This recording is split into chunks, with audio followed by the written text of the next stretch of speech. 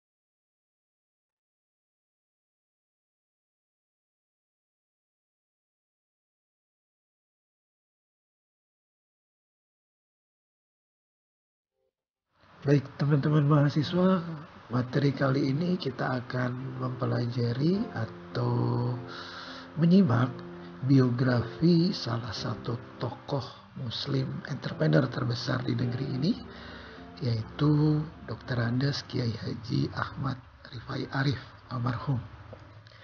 Beliau sering disebut sebagai Kiai Entrepreneur. Beliau adalah pendiri Pondok Pesantren Latansa, juga pendiri dari kampus Latansa Masiroh. Anda simak dari awal sampai dengan akhir, lalu di akhir nanti teman-teman buatlah kembali ringkasan biografi tentang beliau dengan bahasa Anda. Lalu yang kedua, tuliskan juga bagaimana peran orang tua beliau dalam perjalanan hidup beliau. Dan yang terakhir adalah apa visi dan misi beliau mendirikan kampus Latansa Masiroh.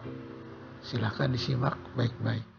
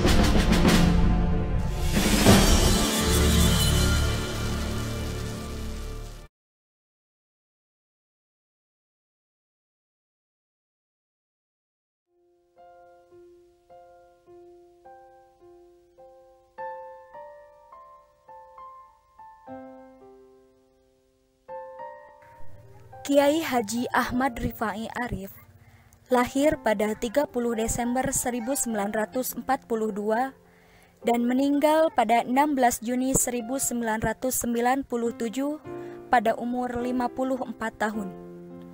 Beliau adalah seorang kiai perintis dan pendiri pondok pesantren Dar El Qolam, pondok pesantren Latansa, pondok pesantren Sakinah Lalahwa, serta Sekolah Tinggi Ilmu Ekonomi dan Sekolah Tinggi Agama Islam Latansa Masyiro.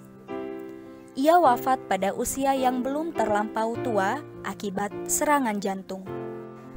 Masa kecil beliau. Ahmad Rifai Arif adalah putra sulung dari Haji Qasad Mansur bin Markai Mansur dan Hajah Hindun Mastufah binti Rubama. Ayahnya merupakan seorang guru agama pada Madrasah Ibtidaiyah Masyarikul Anwar yang terletak di kampung Pasir Gintung Balaraja yang sekarang menjadi Jayanti, Tangerang. Oleh sebab itulah, Rifai dibesarkan dalam lingkungan yang taat dan syarat dengan nilai-nilai agama. Sejak kecil, kedua orang tuanya memanggil Rifai dengan panggilan kesayangan yaitu Lilip. Kelak sampai dia dewasa, orang-orang di kampungnya lebih mengenal dan memanggilnya demikian. Ia memiliki 3 orang adik laki-laki serta 4 orang adik perempuan. Urutan 7 adik-adiknya adalah Umrah, Dofi'ah, Farihah, Huwainah, Ahmad Syahiduddin, Nahrul Ilmi Arif, dan Odi Rosihudin. Di mata adik-adiknya, Rifai menjadi teladan karenanya dia sangat disayangi dan dihormati oleh mereka. Perjalanan pendidikan. Ahmad Rifai Arif memulai pendidikannya di peringkat dasar yang disebut Sekolah Rakyat di Kampung Sumur Bandung, Balaraja yang sekarang menjadi Jayanti, Tangerang. Di sekolah tersebut, Rifai hanya belajar 3 tahun saja, sebab ayahnya memindahkan pendidikannya ke Madrasah Masyarikul Anwar di Caringin yang juga merupakan tempat ayahnya belajar. Alasan ayahnya agar Rifai lebih memperoleh pengetahuan agama, selain itu juga agar anaknya dapat belajar mengaji Al-Quran kepada Kiai Haji Syihabuddin Makmun yang masih saudara ayahnya. Setelah tamat pada Madrasah Masyarikul Anwar pada tahun 1958, menurut Kiai Haji Ahmad Syahiduddin, adik kandung Rifai, ayahnya menghendaki Rifai belajar pada institusi pendidikan Islam yang bercorak modern. Di Banten, sebenarnya banyak berdiri pondok-pondok pesantren, tetapi pondok-pondok tersebut menganut sistem pondok pesantren tradisional. Oleh sebab itu, Qasad Mansur memilih pondok modern Darussalam Gontor, Ponorogo, Jawa Timur, yaitu salah satu pondok modern yang terkenal. Pondok ini mempunyai sistem klasikal, di samping mempelajari ilmu-ilmu agama, juga mengajarkan pengetahuan umum dan bahasa asing, seperti bahasa Arab dan bahasa Inggris. Lebih daripada itu, Pondok Gontor juga mengajarkan disiplin hidup kepada santri-santrinya. Pengetahuan tentang Gontor diperoleh Qasad Mansur dari saudaranya, Ja'far Hadi. Awalnya, keinginan Qasad Mansur untuk membawa Rifai ke Gontor tidak disetujui oleh keluarganya yang lain, dengan alasan terlalu jauh. Namun dengan keinginan yang kuat, dia tetap konsisten dengan niatnya. Maka pada tahun 1958, dia bersama Rifai berangkat menuju Pondok Darussalam Gontor. Di Gontor, Rifai diterima di kelas 1 dari 6 kelas yang wajib dilaluinya. Ia duduk di kelas 1B. Dalam pandangan guru-guru dan rekan-rekannya, Rifai dikenal sebagai santri yang rajin dan pandai berpidato. Tulisannya bagus, baik tulisan dalam bahasa Indonesia ataupun bahasa Arab. Sejak sekolah, sudah terlihat jiwa kepemimpinannya meskipun dia sering mengalami sakit. Gangguan kesehatannya itu yang menyebabkan dia terpaksa tidak naik ke kelas 5 karena tidak mengikuti ujian akhir. Di Gontor, Rifai dipandang sebagai murid yang pandai dan cerdas. Sifat-sifatnya itulah yang mengantarkannya menjadi ketua organisasi pelajar Pondok Gontor yang saat itu masih bernama PII atau Pelajar Islam Indonesia. Cabang Gontor pada tahun 1965 sampai 1966. PII adalah salah satu organisasi pelajar Islam yang berpengaruh yang ada di seluruh institusi pendidikan Islam di Indonesia. Setelah tahun 1966, Pondok Gontor tidak bergabung dengan PII karena organisasi itu pada muktamar yang diselenggarakan pada tahun 1966 di Malang terpecah menjadi dua, yakni PII Menteng Raya dan PII Jalan Bunga. Bagi Gontor, sikap PII pusat itu berlawanan dengan prinsip independensi Pondok Gontor yang ditubuhkan untuk semua golongan dan di atas semua golongan. Setelah itu, Pertubuhan Pelajar Gontor diubah menjadi OPPM atau Organisasi Pelajar Pondok Modern. Dengan demikian, masa kepengurusan Rifai merupakan PII cabang Gontor yang terakhir. Ketika Rifai menjadi ketua PII, Pondok Gontor tengah menyiapkan rancangan pewakafan pondok. Selain itu pula, pada tahun 1963, Gontor sedang membuat piagam berdirinya Pendidikan Tinggi Islam Darussalam Gontor, sebuah perguruan tinggi pesantren yang pertama di Indonesia. Setelah rancangan itu semua selesai, diadakan majelis peresmian yang menjemput para duta besar negara-negara sahabat, beberapa menteri Republik Indonesia, gubernur Jawa Timur, dan tokoh-tokoh lainnya. Sebagai ketua pertubuhan belajar, Rifai bertindak sebagai ketua panitia acara tersebut.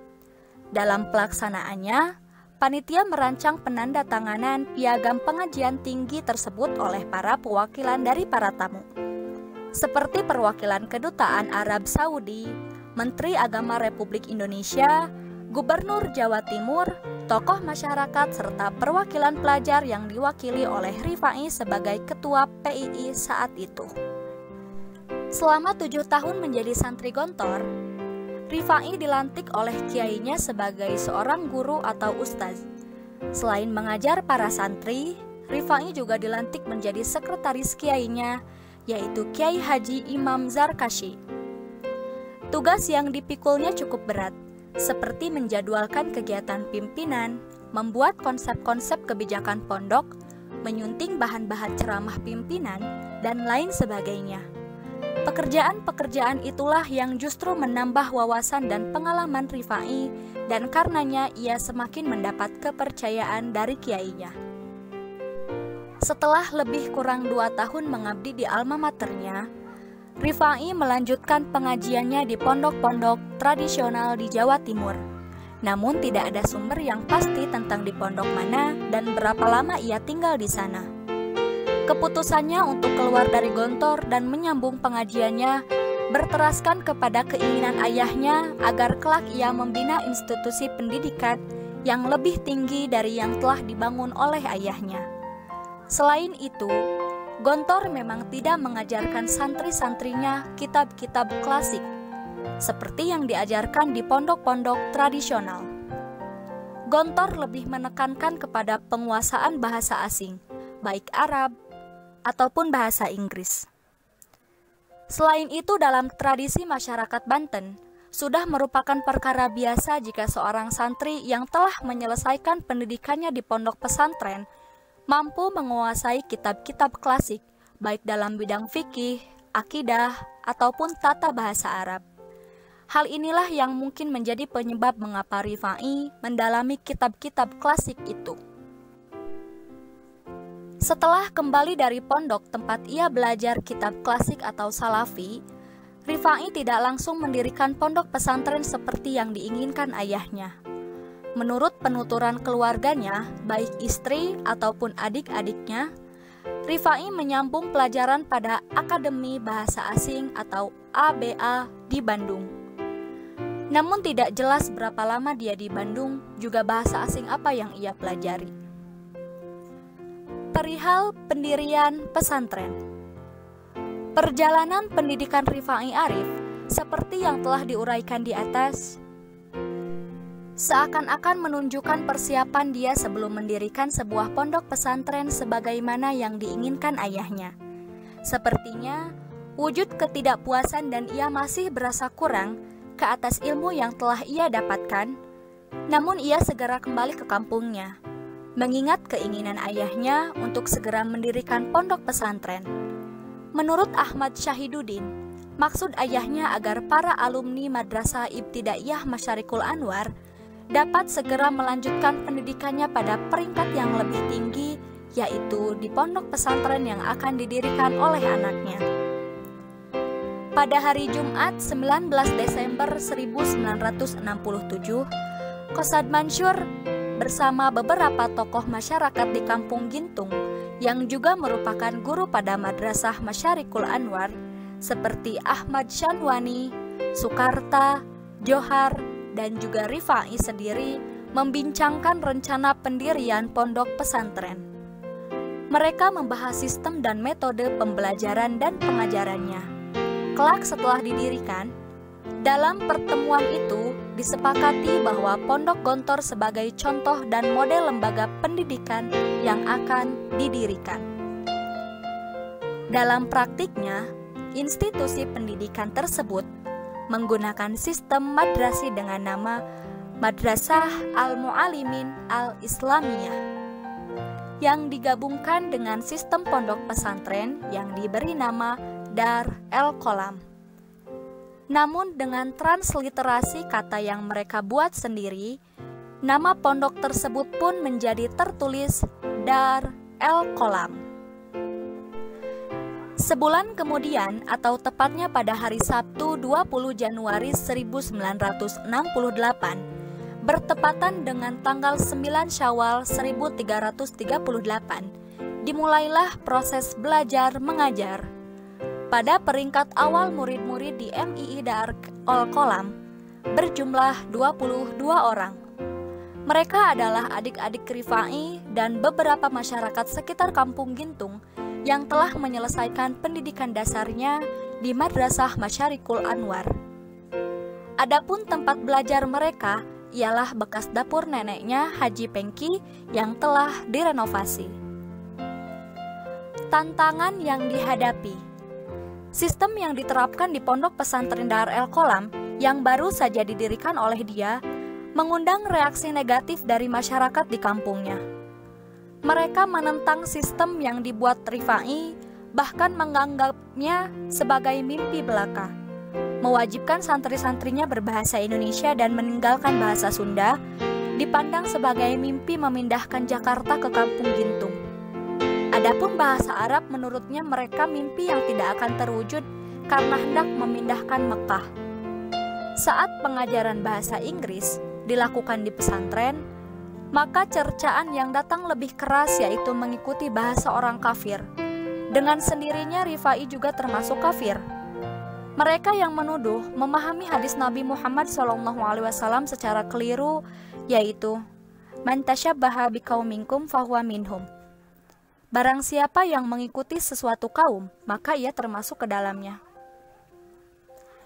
Dengan kesungguhan dan kesabaran dia, tantangan yang datang bertubi-tubi itu berlalu begitu saja. Kesungguhan dan kesabaran Rifai dalam mendidik mulai menampakkan hasilnya. Pada akhir tahun 1970-an, semakin ramai santri yang datang dari berbagai tempat. Tidak hanya masyarakat Gintung dan sekitarnya, tetapi juga dari Jakarta, Bandung, Karawang, dan Bekasi meski memang kebanyakan berasal dari daerah Banten, seperti Pandeglang, Serang, Rangkas Bitung, dan Cilegon. Rifai juga rajin menjalin komunikasi dan membuka jaringan kepada tokoh-tokoh masyarakat, serta meminta nasihat dari guru-gurunya. Terutama berkunjung ke Gontor menemui gurunya, yaitu Kiai Imam Zarkashi. atau pergi ke Serang untuk sekedar bertemu dan meminta pandangan kepada ulama di sana seperti Kiai Haji Abdul Wahab Afif. Ketokohannya sebagai pemimpin pondok pesantren mulai tampak ketika itu. Ditambah kemampuannya dalam bahasa Arab yang fasih, baik lisan ataupun tulisan. Hal inilah yang memudahkan dia diterima di Institut Agama Islam Negeri Serang, Banten. Padahal secara formal, Gontor tidak mengeluarkan ijazah yang dapat memungkinkan santri-santrinya melanjutkan pelajaran pada peringkat yang lebih tinggi seperti di IAIN. Masalah ini juga dialami oleh adik-adiknya yaitu Huwainah dan Syahiduddin, yang merupakan adalah alumni pertama Pondok Pesantren Dar El Qolam pada tahun 1975. Setelah itu, mereka melanjutkan pengajiannya di IAIN Jakarta hanya dengan ijazah yang ditulis oleh Rifai sendiri. Kedua adiknya itu diterima karena mereka mempunyai kemampuan berbahasa Arab dan sudah mempelajari berbagai ilmu dasar keislaman seperti yang tertulis di balik ijazah mereka. Bagi lulusan pondok pesantren yang beraliran modern seperti Rifai, materi kursus pada IAIN bukanlah hal yang sukar. Bahkan pelajaran di pondok pesantren lebih sukar daripada pelajaran di IAIN. Sebagai contoh pelajaran usul fikih, di IAIN pada peringkat sarjana muda menggunakan buku terjemah bahasa Indonesia, sedangkan di pondok pesantren di baik pondok Gontor ataupun pondok Rifai menggunakan kitab aslinya. Di samping itu, kemampuan bahasa Arab dan bahasa Inggris serta pengetahuan agama Islam yang diperoleh pondok pesantren sangat membantu pendidikannya. Mendapat bantuan. Selain Kiai Imam Zarkashi, Ahmad Rifai Arif sangat mengagumi ketokohan Kiai Muhammad Nasir, seorang yang tidak asing lagi terutama dalam dunia politik. Bahkan, dia pernah menjadi Perdana Menteri Indonesia setelah partai yang dipimpinnya Masyumi memenangkan pemilihan umum pada tahun 1955 Masehi. Pada akhir hayatnya, dia meninggalkan dunia politik dan memfokuskan dirinya kepada dunia dakwah dan pendidikan Islam. Pak Nasir juga mengasuh pondok pesantren.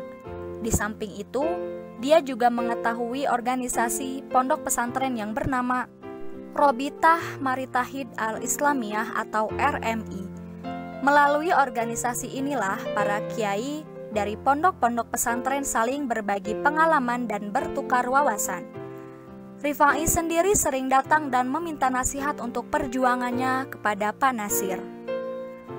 Melihat kesungguhan Rifai dalam mengelola pondok pesantren, Pak Nasir melalui RMI membantu Rifai untuk mendapatkan bantuan dari Kerajaan Arab Saudi. Melalui tangan Pak Nasir itulah pada tahun 1983 Masehi, Pondok Dar El Qolam yang diasuh Rifai mendapatkan bantuan dana sebesar 64 juta rupiah. Pada masa itu uang sebesar itu sangat besar nilainya dan sangat cukup untuk menambah fasilitas pondok dan sarana lainnya. Bantuan dana tersebut digunakan untuk membangun asrama santri yang setelah selesai pembinaannya dinamakan dengan Gedung Saudi. Setelah itu semakin tampak jelas perkembangan pondoknya. Santri-santri berdatangan dari berbagai wilayah di Indonesia.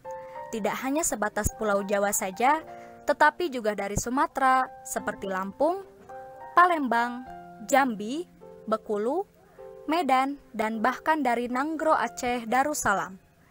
Selain mereka, ada juga santrinya yang berasal dari Malaysia dan Thailand. Ekspansi. Pada tahun 1989 Masehi, dia mulai melakukan ekspansi pondoknya. Ia membuka sebuah tempat di pedalaman Banten sebelah selatan. Dipilihnya lokasi yang sangat indah, di antara pegunungan dan air yang mengalir deras dan jernih. Ia membuka lahan itu dan memberi namanya Parakan Santri yang artinya perkampungan santri. Disinilah ia mendirikan pondoknya yang kedua yang diberi nama La Tansa, yang dimaksudnya fokuskan akhirat tetapi jangan melupakan dunia. Kepeduliannya terhadap dunia pendidikan tidak berhenti sampai di situ. pada akhir tahun 1993 Masehi, ia mulai mengagas berdirinya pendidikan tinggi sebagai pusat ilmu dan pengabdian kepada masyarakat. Maka ia mendirikan Sekolah Tinggi Latansa Masyiro. Adapun fakultas yang dirancang ialah Fakultas Dakwah, Fakultas Pendidikan, dan Fakultas Pertanian. Pada tahun 1995 Masehi, Rifai kembali mengagas berdirinya sebuah pondok pesantren dengan nuansa wisata. Dipilihnya tempat yang indah di tepi pantai. Di tempat itu ia mendirikan villa dan resort yang cukup mewah. Tujuannya adalah pondok itu tidak hanya sebagai tempat untuk menikmati keindahan alam, tetapi juga untuk tafakur serta tadabur terhadap keagungan ciptaan Allah Subhanahu wa Ta'ala. Oleh sebab itu, di samping menikmati keindahan alam, pondok itu juga mengajarkan pengetahuan keislaman, memantapkan akidah, dan mengisi emosional dan spiritual. Maka itu pondok itu diberi nama Pondok Pesantren Lalahwa, yang maksudnya jangan lalai dengan dunia. Kunjungan dari beberapa orang terkenal, pondok-pondok Rifai sering dikunjungi oleh para tamu baik dari dalam ataupun dari luar negeri, seperti utusan Universitas Al-Azhar Kairo Mesir, serta Menteri Agama Islam Malaysia pada tahun 1995. Selain mereka, juga beberapa menteri pada era Presiden Soeharto juga pernah berkunjung ke pondoknya dalam rangka acara Hari Jadi atau Milad Dar El Kolam yang ke-25 pada tahun 1994 Masehi. Seperti Menteri Agama Dr. Tarmizi Taher, Menteri Negara Pemuda dan Olahraga Dr. Hayono, dan Menteri Penerangan Harmoko dan lain sebagainya. Lebih kurang 30 tahun, dia membangun dan mengelola institusi pendidikannya yang semakin mendapat kepercayaan dari masyarakat. Akibat dari itu, masa yang dimilikannya semakin terbatas. Sebagai sebuah usaha regenerasi dan kaderisasi, ia menempatkan adik-adiknya pada pondok-pondok yang telah ia dirikan untuk membantu tugas-tugasnya. Akhir hayat dan proses peralihan kepemimpinan. Pada tahun 1997, semua karya-karya itu sudah berjalan sesuai dengan fungsinya masing-masing. Namun, dia sadar bahwa karya-karya itu akan semakin menambah beban dan pikirannya. Meskipun ia menyerahkan kepada kader-kadernya, bukan berarti ia meninggalkannya sama sekali. Ia mesti mengunjungi 3 institusi pendidikan yang dibangunnya kecuali Dar El Kolam yang memang dekat dengan rumahnya. Pada masa itulah, ia selalu pergi balik ke Gintung, Rangkas Bitung atau Gintung Labuan yang berjarak kurang lebih 35 km. Setiap kali pergi untuk mengawasi pondok-pondoknya, Rifai selalu diantar oleh supir pribadinya, yaitu Wawan Ridwan. Selain berkunjung ke pondok-pondoknya, Rifai juga disibukkan dengan undangan acara atau pertemuan tertentu. Namun ia tidak berkenan memenuhi undangan ceramah di luar pondoknya sendiri, kecuali yang telah menjemputnya adalah santri-santrinya. Pernah seorang wartawan televisi swasta memintanya untuk berceramah di layar televisi, tetapi ia menolak. Alasannya ia tidak mau terkenal dan pondoknya tidak boleh terkenal karena dirinya. Dalam sebuah acara kunjungan Rais Bithah Al-Azhar Al-Syarif, ketua utusan Universitas Al-Azhar Kairo Mesir, ke pondoknya pada tahun 1996, dia menegaskan dalam ucapan sambutannya yang disampaikan dalam bahasa Arab, yang maksudnya adalah, walaupun Rifai mati, pondok ini tidak boleh mati. Ia mesti tetap hidup dengan sistemnya, bukan dengan kiainya. Kesibukan Kiai Arif semakin banyak khususnya pada setiap bulan Juni, sebab pada bulan itu, banyak kegiatan di pondok-pondoknya, seperti Amaliyah Al-Tadris atau praktik mengajar, khusus untuk santri kelas akhir di mana ia bertindak sebagai musyrif am atau pembimbing umum, yang mesti mengoreksi rancangan mengajar santri-santrinya yang telah ditulis dalam bahasa Arab dan Inggris. Pada tahun 1997 Masehi, Lebih kurang 200 rancangan mengajar atau i'dad santri kelas terakhir mesti ia koreksi. Setelah i'dad, mendapat kelulusan dari musyrif pertama dan keduanya. Jika telah mendapatkan kelulusan dari kiainya, mereka baru boleh mengajar, itu pun masih diawasi oleh musyrif pertama dan kedua. Selain itu, acara yang cukup menyibukkan setiap tahun adalah khutbah al-wadha dan tafwid al-syahadah. Pada acara tersebut, ia mesti menyampaikan khutbah terakhirnya di hadapan para santri dan orang tua mereka, sekaligus menyerahkan ijazah sebagai tanda berakhirnya pelajaran para santri kelas akhir di pondok pesantren. Pada hari Sabtu 14 Juni 1907 Masehi, di pondok pesantren Latansa, ia menyampaikan khutbah atau nasihat terakhirnya di hadapan santri dan orang tua mereka. Setelah itu, ia kembali ke rumahnya di Gintung, karena esoknya ia mesti menyampaikan kuliah etiket kepada santri-santrinya yang akan pulang ke rumah mereka dalam rangka libur akhir tahun ajaran 1996 dan 1997. Pada Ahad 15 Juni 1997, pukul 7 pagi, Rifai menuju aula pondok. Wajah kira-kira 2000 santri kelihatan ceria menunggu kedatangan dia, apalagi hari tersebut adalah dimulainya liburan akhir tahun pelajaran. Mereka tidak sabar mendengar pesan dan nasihat kiainya sebagai bekal mengisi masa liburan di rumah. Para guru juga sudah menunggu dia di depan pintu sekretariat pondok. Sekitar pukul 7.15 pagi, dia datang memakai jas biru tua dengan baju putih dan celana panjang dengan warna yang sama dengan jasnya. Dasi dan peci menambah keserasian busananya pagi itu. Seperti biasa, ia memberikan nasihat kepada santri-santrinya tentang bagaimana mengisi masa libur dengan baik. Nunik Nurjannah, salah seorang santrinya yang juga ketika itu sebagai ketua organisasi pelajar putri pondok pesantren Dar El Qolam, masa bakti 1907 dan 1998, mencatat nasihat-nasihat kiainya dalam buku hariannya. Salah satu pesan kiainya yang ia tulis adalah, "Anak-anakku yang perempuan, janganlah sekali-kali kalian melepaskan jilbab di hadapan khalayak umum." Pukul 9 pagi, dia telah selesai memberikan ceramah, kemudian meninggalkan aula dan kembali ke rumahnya. Di rumahnya sudah menunggu beberapa orang tua murid yang hendak berpamitan pulang membawa anaknya. Setelah itu dia istirahat di kamarnya. Sebelum itu ia minta dipijat oleh anaknya, yaitu Ahmad Faisal Hazik. Pada pukul 1.30 siang, Faisal mengetuk pintu kamar ayahnya. Ia hendak memberitahu bahwa ada tamu yang telah menunggunya. Tamu tersebut adalah Ibu Faridah Hanum yang selama itu bekerja sama dengan dia dalam program pembelajaran komputer untuk para santrinya. Ibu Faridah datang dihantar adik iparnya, yaitu Ade Zamzami. Ketika anaknya membuka pintu kamarnya, ia terperanjat sebab melihat ayahnya terbaring di atas sajadah dengan pakaian sholat, berkain dan berpeci.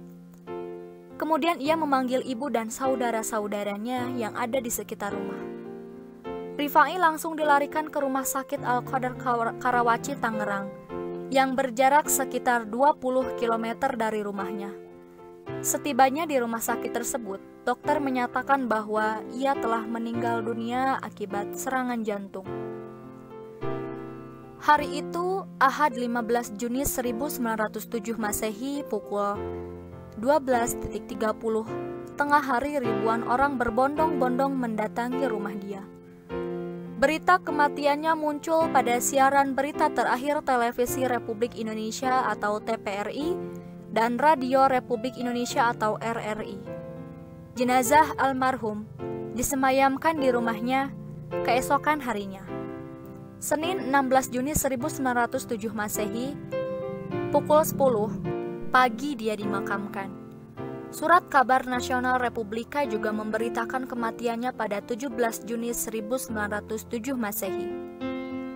Selanjutnya pada hari Selasa 17 Juni 1907 Masehi, diadakan musyawarah keluarga yang membahas penerus dia sebagai pemimpin pesantren.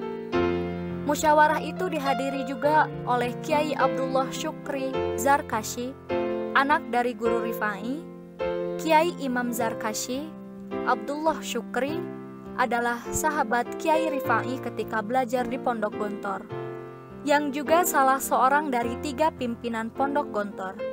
Ia diangkat oleh Badan Wakaf Gontor untuk menggantikan ayahnya yang meninggal dunia pada tahun 1985 Masehi. Semasa hidupnya, Rifai sering berjumpa dengan Pak Syukri baik di Gontor ataupun di tempat-tempat lain. Begitu pula Pak Syukri beberapa kali mengunjungi Pondok Rifai. Rifai memang tidak menyampaikan wasiat kepada keluarganya, tetapi ia pernah menyampaikan kepada Pak Syukri bahwa yang kelak akan menggantikannya ialah adik lelaki dia, yaitu Ahmad Syahiduddin, dan anak lelakinya yaitu Adrian Mafatihullah Karim. Musyawarah tersebut memutuskan pengganti dia seperti yang diwasiatkan kepada Kiai Syukri. Syahiduddin kemudian meminta kepada kakaknya Huwainah untuk membantunya mengurus santri-santri putri. Setelah sholat zuhur langsung diadakan pelantikan di Masjid Pondok. Ahmad Syahiduddin dan Enah Huwainah adalah lulusan angkatan pertama Pondok Pesantren Dar El Kolam. Sementara itu, Adrian, putra Rifai, juga lulusan pondok yang sama pada angkatan ke-17. Akhirnya mereka bertiga yang melanjutkan pimpinan Ahmad Rifai Arif. Sumbangsih. Selama hayatnya, Kiai Haji Ahmad Rifai Arif meninggalkan karya dalam wujud berikut ini, yaitu lembaga pendidikan, di antaranya Pondok Pesantren Dar El Kolam Gintung Jayanti Tangerang, Banten, Pondok Pesantren Latansa Parakan Sari Cipanas Lebak, Banten, Pondok Pesantren Sakinah Lalahwa Desa Kemuning Citerep Labuan, Banten, Sekolah Tinggi Ilmu Ekonomi Sekolah Tinggi Agama Islam Latansa Masyiro Rangkas Bitung Lebak, Banten. Tulisan Perang Pemikiran. Dalam tulisannya itu, dia menyatakan bahwa kemunculan arus modernisasi dan globalisasi juga sistem informasi telah berdampak buruk bagi umat Islam. Secara tidak langsung, perkara-perkara itu datang untuk menghancurkan ideologi umat secara perlahan tapi pasti. Selain itu, perubahan yang datang dari Barat itu merupakan senjata dan strategi baru dunia Barat untuk menghancurkan ideologi Islam. Menurut Rifai, perang pemikiran atau Ghazwu al-Fikr cenderung merusak nilai-nilai dari ajaran agamanya. Ia menegaskan hanya keimanan dan ketakwaan yang boleh menghadapinya. Lingkaran krisis. Inti dari semua ini adalah pandangan dia yang melihat keadaan umat Islam pada abad ke-20 tengah berada pada lingkaran krisis, yaitu krisis identitas, krisis orientasi sosial, dan krisis keberanian. Rifai menegaskan ketika orang berbicara agama, dalam pandangan mereka agama hanyalah sholat, haji, dan puasa. Tetapi jarang sekali yang menghubungkan agama dengan sistem kehidupan masyarakat, bahkan kehidupan bernegara. Agama ditafsirkan secara sempit sampai tidak mempunyai peranan. Padahal, tambahnya Islam adalah tuntunan yang utuh untuk segala aspek kehidupan. Mawas diri. Tulisan ini membicarakan tentang perlunya umat Islam untuk mengubah dirinya sendiri sebelum mengubah orang lain. Menurut Rifai, ajaran Islam memandang perubahan sosial mesti dimulai dari perubahan individu. Perubahan individu mesti dimulai dengan perubahan intelektual dan pengenalan syariat Islam bagi setiap individu. The Way of Life. Meskipun judulnya ditulis berbahasa Inggris, tetapi ia menulisnya kandungannya berbahasa Indonesia. Dalam tulisannya itu, ia menegaskan bahwa Al-Quran adalah pegangan hidup yang tidak terbantahkan lagi bagi umat Islam. Ia juga mengkritik sebagian umat Islam yang memandang bahwa Islam hanyalah urusan pribadi antara manusia dengan Tuhannya, sampai umat Islam kehilangan pedoman dalam menjalankan kehidupannya. Sebaik-baik busana itu pakaian takwa. Orang yang besar adalah orang yang mampu menaklukkan hawa nafsunya dan mampu menggagalkan tipu daya dirinya. Menurut Rifai, orang itu adalah orang yang berbusana takwa. Ia menegaskan bahwa ketakwaan yang membalut tubuh seseorang membuatnya menjadi istimewa. Tanpa ketakwaan, manusia laksana telanjang walaupun berbusana istimewa. Jual beli dengan Allah. Dalam tulisannya ini, dia mengilustrasikan bahwa manusia pada hakikatnya telah melakukan kontrak jual beli dengan Allah. Ada 4 hal yang dimaksudkan dengan kontrak dengan Allah, yakni 1. Kenikmatan adalah ujian Allah bagi manusia. 2. Iman adalah penyerahan mutlak atas kehendak dan pilihan seseorang kepada kehendak Allah. 3. Watak iman menjadikan pandangan hidup hamba Allah berbeda dengan pandangan hidup orang-orang kafir. Dan 4. Kehendak Allah bersifat mutlak. Kunci ketentraman.